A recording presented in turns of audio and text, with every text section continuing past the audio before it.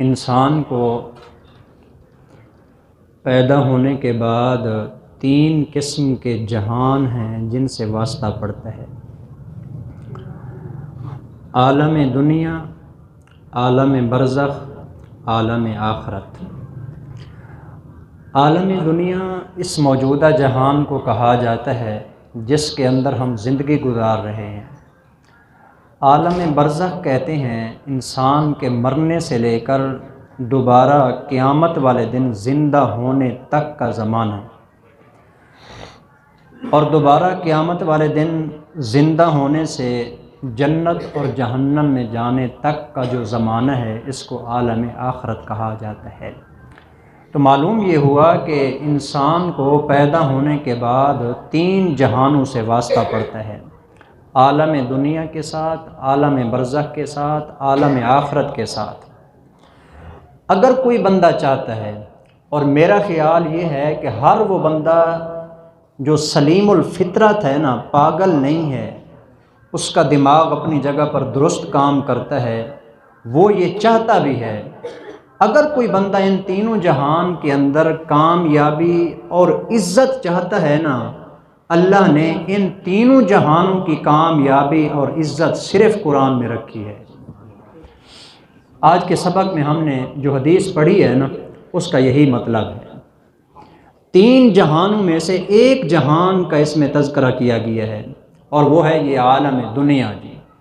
لیکن حدیث کے الفاظ اس طرح کے ہیں کہ جو اس جہان پر بھی صادق آتے ہیں، عالم برزخ کے اوپر بھی فٹ آتے ہیں، اور عالم آخرت کی کامیابی بھی اس کے اندر موجود ہے۔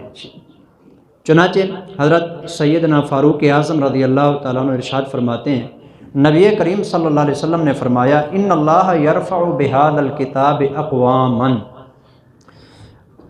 اللہ جل شانہ اس کتاب کے ذریعے بہت ساری قوموں کو عروج عطا فرماتا ہے، جو اس پر ایمان لاتے ہیں، اس پر عمل کرتے ہیں، اس کو سمجھتے ہیں، اس کے مطابق زندگی بناتے ہیں۔ مختصر ترین اگر اس کو سمجھنے کے لیے آپ جملہ یاد رکھنا چاہتے ہیں، وہ یہ ہے: اس قرآن کے ذریعے اللہ کیسے کسی قوم کو عروج اور کامیابی عطا کرتا ہے۔ صحابہ کو دیکھیں جن کو شاید کوئی جانتا بھی نہیں تھا، اس قرآن سے پہلے اللہ ان کا تذکرہ کرتے ہیں تو فرماتے ہیں اولئک کالانعام بل ہم اضل، یہ جانوروں سے زیادہ بدتر تھے جی۔ لیکن جس وقت قرآن نازل ہوا انہوں نے سینے سے لگایا، اس پر عمل کیا۔ الہ العالمین فرماتے ہیں اولئک ہم خیر البریہ، کل کائنات میں جتنے بھی میں نے مخلوقات پیدا کی ہیں ان میں سب سے زیادہ عزت والے ہیں تو محمد کے صحابہ ہیں جی صلی اللہ علیہ وسلم۔ یہ صرف قرآن کی، وگرنہ بلال کو کون جانتا تھا؟ کون جانتا تھا کہ وہ حبشے کے اندر پیدا ہونے والا ایک کالے رنگ کا بلال کون ہے جی؟ صہیب کو کون جانتا تھا؟ سلمان کو کون جانتا تھا؟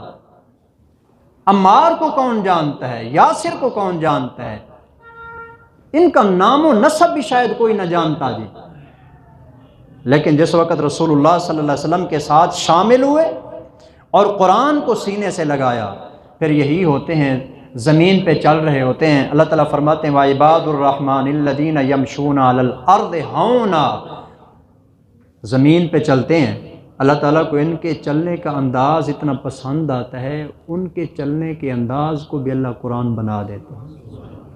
چلنے کے انداز کو، میرے پیغمبر آپ کے یہ جو صحابہ ہیں نا، چلتے بڑا پیار سے ہیں جی، بڑی محبت سے چلتے ہیں، تکبر نہیں کرتے، غرور نہیں کرتے، ان کے اندر بڑائی نہیں ہے۔ ان کے چلنے کا انداز قرآن میں ذکر کیا جا رہا ہے، اور رہتی دنیا تک کے لیے اللہ نے ان کو ایمان کے لیے ایک نمونہ بنا دیا۔ آج کے بعد اگر کوئی مومن بننا چاہتا ہے تو پھر محمد کریم کے صحابہ کی طرح ایمان لائے گا تو ایمان ملے گا، اگر ان کی طرح ایمان نہیں لایا تو ایمان سرے سے ملے گا ہی نہیں۔ تو یہ کیوں ہوا؟ یہ قرآن کی وجہ سے ہوا۔ تو اگر کوئی آدمی عزت چاہتا ہے دنیا کے اندر، جیسے صحابہ کو اللہ نے عزت عطا فرمائی ہے، اگر کوئی چاہتا ہے کہ مجھے بھی ملے تو اس قرآن کے ساتھ جڑے جی۔ وَيَضَعُ بِهِ آخَرِينَ، اور اس کے ذریعے اللہ بہت ساری قوموں کو ذلیل کر دیتا ہے۔ کیسے کیا؟ ابو جہل نبی کریم صلی اللہ علیہ وسلم کے زمانے میں یہ چودھری تھا، یعنی پورے مکے کی وادی میں نا یہ سب سے بڑا آدمی تھا۔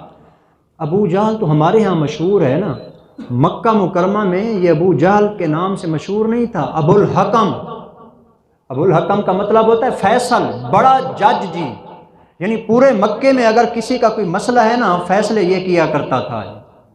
اتنا بڑا دنیا کے اعتبار سے عزت والا تھا جی۔ اور آخرکار کیا ہوا جی؟ 2 بچوں کے ہاتھوں سے اللہ نے اس کو ذبح کروا دیا، ہمیشہ کے لیے جہنم کے اندر ڈال دیا۔ کیوں؟ یہ قرآن سے دور ہو گیا۔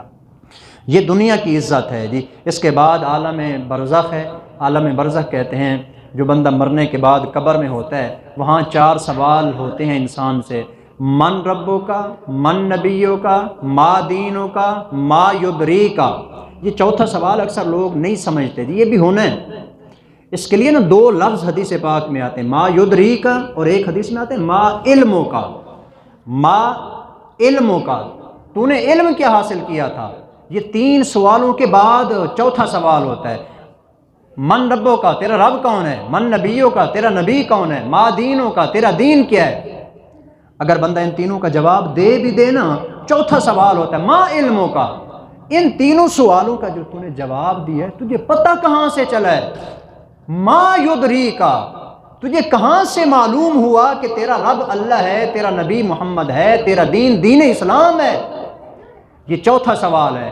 آگے بندہ جواب کہتا ہے قرأت کتاب اللہ وآمنت بہ وصدقت بہ، یا اللہ اے فرشتوں میں نے اللہ کا قرآن پڑھا تھا، اس پر ایمان بھی لایا تھا، میں نے اس کی تصدیق بھی کی تھی۔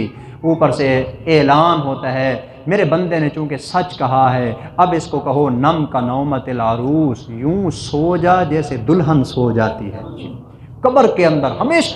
القبر روضۃ من ریاض الجنہ، پھر یہی بندہ ہوتا ہے، اس کے لیے اللہ اس قبر کو جنت کے باغوں میں سے ایک باغ بنا دیتا ہے، تو جنت اس کے لیے باغ بن جاتی ہے۔ اور قیامت کے دن جو عروج اس قرآن والے کو ملنا ہے نا، الصیام والقرآن یشفعان للعبد یوم القیامہ، رمضان کے روزے بھی اور یہ قرآن بھی دونوں شفاعت کریں گے بندے کے حق میں۔ قرآن کہے گا یا اللہ یہ مجھے پڑھا کرتا تھا، رات کو نیند کی قربانی دیا کرتا تھا، اگر میں تیری کتاب ہوں اور سچی کتاب ہوں، فلہٰذا یا اللہ میری شفاعت قبول کر کے اس کو معاف فرما دیجئے۔ الہ العالمین قرآن کی شفاعت قبول کر کے اس بندے کے گناہ معاف کر کے اس کے لیے جنت کا فیصلہ فرمائیں گے۔ تو یہ اس انسان کو ملے گا جو دنیا کے اندر قرآن کے ساتھ وابستہ ہو جاتا ہے۔ تو لہذا آج الیکشن ہو رہا ہے، ہر بندہ اسی میں ہے کہ مجھے عروج ملے، مجھے بلندی ملے، میں جیت جاؤں، میں سر بلند ہو جاؤں۔ اور اگر کوئی جیت جائے بھی صحیح تو کتنے سال کے لیے، کتنے عرصے کے لیے، اور اس کی کامیابی ہے ہی کیا؟ چند دنوں کی۔ ایک طرف کامیابی ہے، دوسری طرف ذلت ہے جی۔ اور یہ کامیابی جو قیامت والے دن انسان کو اس قرآن کے ذریعے ملنے والی ہے نا، وہ ہمیشہ کی کامیابی ہے، جس کے بعد کبھی انسان کو ذلت نہیں ملے گی۔ وہاں انسان کو زندگی ملے گی تو اس کے بعد موت نہیں آئے گی، جوانی ملے گی تو اس کے بعد بڑھاپا نہیں ہے، صحت ہے تو بیماری نہیں ہے، جنت ہے تو اس کے بعد کوئی مسئلہ نہیں ہے، کوئی ٹینشن نہیں ہے، کوئی پریشانی نہیں ہے۔ ہر روز کبھی کوئی بندہ کس پیغمبر کے پاس ملاقات کرنے کے لیے جا رہا ہے، آؤ یار آج حضرت آدم علیہ السلام سے ملاقات کرتے ہیں، آؤ یار آج حضرت ابراہیم علیہ السلام سے ملاقات کرتے ہیں۔ کتنا پیارا ماحول نہیں ہوگا جس دن بندہ جنت میں بیٹھ کے آپس میں دوست احباب ہوں گے، شراب پاکیزہ وہاں چل رہی ہوگی۔ اللہ تعالیٰ فرماتے ہیں یتنازعون فیہا کأسا، شراب کے پیالے رکھے ہوں گے، ایک اٹھائے گا دوسرا اٹھائے گا، آپس میں چھینا جھپٹی ہوگی، وہ ادھر سے کھینچے گا یہ ادھر سے کھینچے گا، جیسے دوست احباب کا ایک ماحول ہوتا ہے۔ اسی ماحول میں جب کھا پی کے فارغ ہوں گے تو آپس کے اندر مشورہ ہوگا کہ آج بتاؤ یار کس پیغمبر کے پاس چلیں۔ آگے سے ایک بندہ کہے گا چلو یار آج محمد الرسول اللہ سے ملنے چلتے ہیں۔ کیسا پیارا ماحول ہوگا۔ یہ کیا ہے، دنیا کی چند دن کی زندگی ہے، ختم ہو جانی ہے۔ تو اصل کامیابی وہ ہے اور وہ ملے گی قرآن کے ذریعے۔ اس لیے میری یہی آپ سے گزارش ہوگی، قرآن کے ساتھ اپنا تعلق مزید مضبوط کیجئے، اسی میں ہمیں کامیابی ملنے والی ہے۔ اللہ عمل کی توفیق عطا فرمائے۔ وما علینا الا البلاغ المبین۔